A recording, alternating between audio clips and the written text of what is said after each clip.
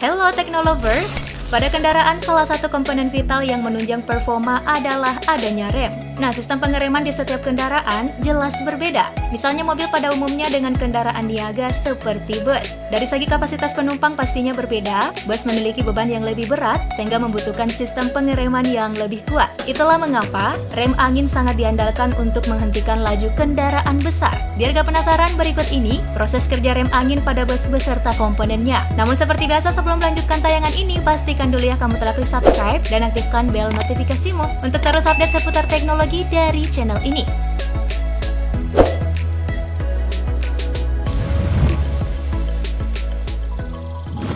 Sebelum mengetahui cara kerja rem angin, perlu kamu ketahui ini Technolovers, komponen-komponen dari rem angin itu sendiri. Antara lain kompresor. Kompresor berfungsi untuk menekan udara luar untuk masuk ke tempat penyimpanan yang disebut air tank. Kompresor inilah yang membuat tekanan udara di air tank jadi lebih tinggi. Jika tekanannya tinggi, maka akan ada tekanan regulator yang menghentikan kompresor secara sementara. Sedangkan jika tekanannya berkurang, maka kompresor akan kembali aktif untuk mengisi tangki. Selanjutnya ada air tank, fungsinya menampung udara bertekanan dari kompresor tadi. Air tank dilengkapi dengan air dryer yang akan menyaring air dan debu yang terbawa udara saat dikompresikan oleh kompresor. Uap air itu akan dikumpulkan dalam suatu bagian dan air tersebut harus dibuang melalui check valve.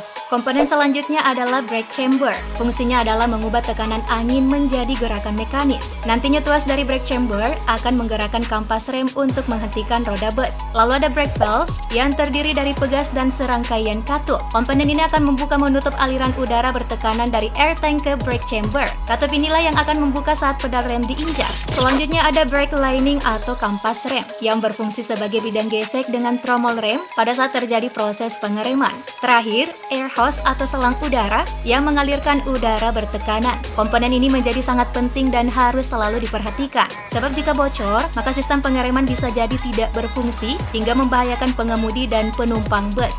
Nah, setelah mengetahui komponen-komponen rem angin, selanjutnya mari kita melihat cara kerja rem angin pada bus. Pernah dengar gak sih bus yang jika berhenti itu mengeluarkan suara desisan angin? Yap, hal tersebut terjadi tak lain karena kerja sistem pengereman dari rem angin itu sendiri. Lantas, bagaimanakah cara kerja dari rem angin pada bus?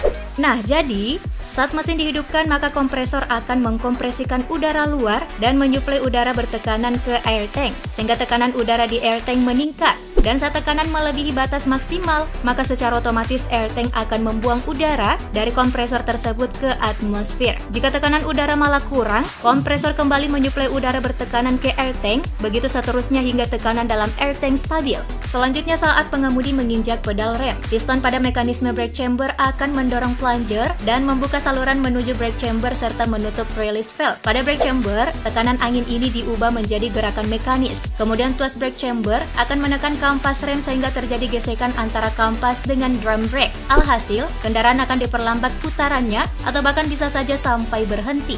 Lalu saat sopir melepas pedal rem, biasanya akan terdengar juga suara mendecit, khas suara rem angin itu sendiri. Itu menandakan udara yang dipakai untuk pengereman tidak dimasukkan kembali ke dalam tangki udara, melainkan dibuang ke udara bebas. Nah, sampai sini paham ya Technolovers?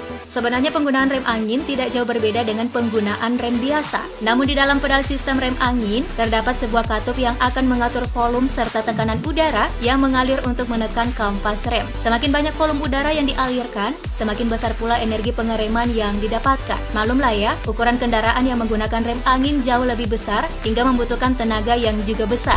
Tapi semua bisa saja sia-sia jika kondisi tekanan udara di dalam tangki udara kosong atau selangnya bocor. Itulah mengapa disarankan sebelum melakukan perjalanan, terlebih dulu pastikan kondisi air tank dan kompresor angin bekerja secara normal. Semua komponen rem angin harus bekerja dengan baik, sebab jika salah satunya tidak maksimal, maka terjadilah istilah remblong yang kerap terjadi pada bus ataupun kendaraan besar lainnya. Nah, untuk mengetahui ketersediaan angin pada air tank, pengemudi bisa melihat dashboard bus. Terdapat meter pengukur tekanan angin yang akan menunjukkan berapa tekanan angin yang ada di dalam air tank. Saat mesin dinyalakan dan sopir menekan pedal rem, maka jarum pada alat ini bergerak hingga tekanan maksimal. Jika tekanan tidak normal, biasanya ada indikator khusus yang menyala pada dashboard.